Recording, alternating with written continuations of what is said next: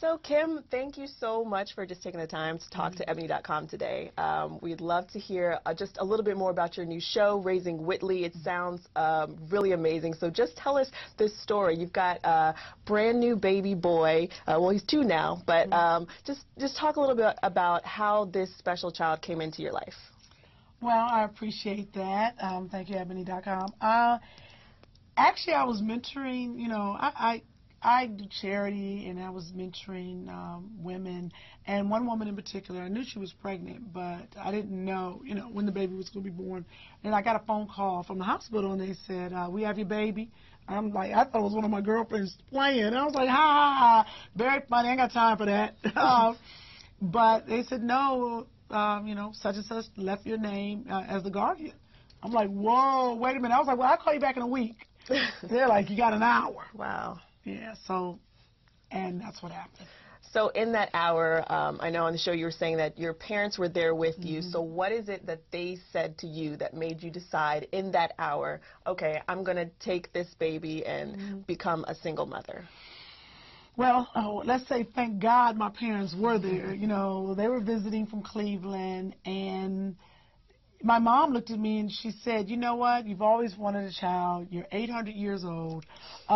She's like, commit to something. She said, what is your heart saying? And, I said, my head is saying run. But my heart is saying it's something I want to do. So I remember calling the hospital back, and I was like, bring the baby. Okay, just bring the baby. Okay, and so, what was that first week like with the baby? I know your parents were still there with you. Oh, yeah, I was a nervous wreck. I didn't know how to do the car seat. I didn't know how to change the diaper. I mean, I've taken care of kids before, but it was when this child is in your total care, everything. You're responsible for everything, feeding. So my mom really and my dad stepped in, and they showed me a lot. Everybody was coming by. People were just like, oh, my God. And it felt like I just had them, And actually, I have a picture of me in the hospital bed, and I even forgot to talk about this. You're the only interview I've ever talked about this. When I went to see him the very first day, she did call me. It's like, I had the baby, Kym. So, as a person does, as a mentor, I went to see the baby. And how God would have it, I remember saying, girl, get out the bed. Let me get in the bed. I put on one of her little hospital gowns, and I took a picture. I was like, take a picture, girl. I told my girlfriend, take a picture. So I have a picture with my son the day he's born in a hospital robe looking at him. Wow. Of course, I had full makeup, though. Of course. And a cell phone. Okay. And so do you think because you were there that first day when the child was born, that this woman that you were mentoring just kind of knew or saw something in that instant, or do you think that this was something she had been thinking about for a while? How do you think she came to this very difficult decision to give her son to you for a better life? I believe that first day was important, but knowing that I have supported her for many, many years, and I have always been there for her, I believe that's what really happened. And the truth is, God had this plan. And I always say, whether a baby comes to you or through you, if that baby is yours, it is yours. And I believe that Joshua was my son, before we all were here. So is that why, do you think that you never had any children earlier on, or saw the adoption process, it just didn't feel right, or why do you think that? The truth? I think I didn't have any children because I was too busy dating children. No. I just was so busy having fun in life. Yeah. Life happens fast, and you don't really look at, oh, I'm getting this old, I'm getting that. I was like, honey, I'm like in my 30s. I was like, I'm 25. I felt like that. Yeah. And you don't know that time is going on and life is happening. Yeah. And I think God was like, I got this. But I wanted kids, and, I was engaged once, and, I was like, oh, well, I'm going to get married, but I didn't commit to that. So, yeah, somebody had to step in. Okay. And so from there, now that you have this baby, you decided, okay, my parents are going to be here. I need a village to come and help me raise this baby. And so you've got all your friends. We see them on the show coming in and playing different roles. And one thing I think is very interesting is, like, your best friend has stepped in to be the father for Joshua. And so how did that conversation even come about? Well, I remember when Joshua came home, he was 4 days old, and, friends come over to see him. And I remember Rodney looking at him, and he said, you know what, I'm going to be his father. And I'm like, what? You trying to be my baby daddy? And he said, you know what, I didn't have a father. And he said, I want to make sure Joshua has a father. That's beautiful. And Rodney Van Johnson, he stepped up, and all my friends started coming around. And since I was single, and I didn't have a man, and I didn't have a husband, and all that, I said, I'm going to take this group of people, and they are going to be the other parent. So they are the people that I bounce ideas out of, that babysit, to do all the things that my mate would do.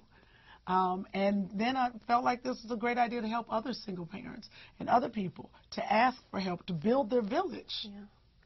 No, that's really beautiful, and I mean the show is so funny. I've seen the first episode; it's hilarious. But it has so many great messages in there. And one of the other things that you've done that I think is really wonderful for single mothers or any parents is that you've created this "Don't Feed Me" organization, so you can help other. Yes, tell us about that. Okay, I'm glad you saw it sitting on my lap. It's a T-shirt. But what happened is Joshua has a lot of allergies, and I didn't know. So I would send him to places, and I was like, what am I going to do, put a piece of paper on him? Yeah. So I created a shirt that I could put his name, Joshua, and then I could check off all the allergies or fill in what is going on. And other mothers love this. Yeah. I love this. It has saved lives. Wow. And, that's the thing, mothers are the best inventors. Yes.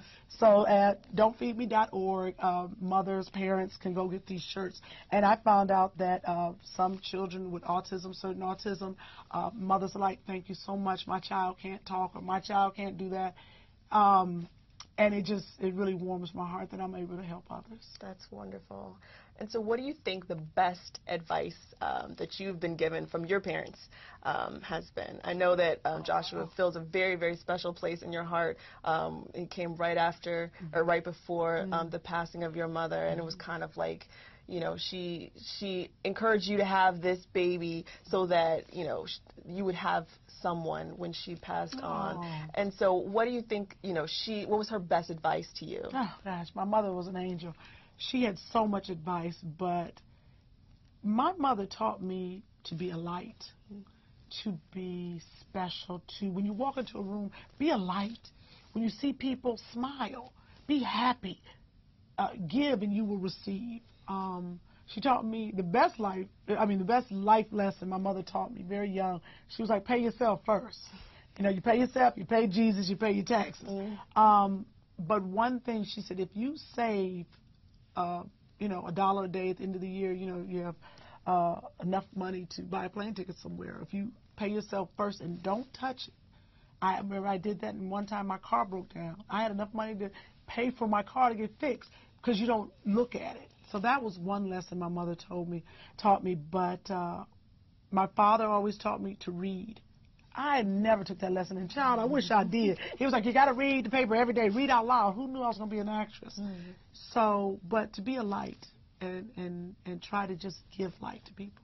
Well, you're definitely doing that. I mean, and not just in the life of your son and through your friends and family, but also through your comedy. So now that you're on the road, or how are you focused on your stand-up? Is that something that you're still doing on a regular basis now? Oh, okay. Very tired, but I am going out on tour with Caroline Ray. We're going to do a mommy show in August, and all my comedy is turned into mommy stuff.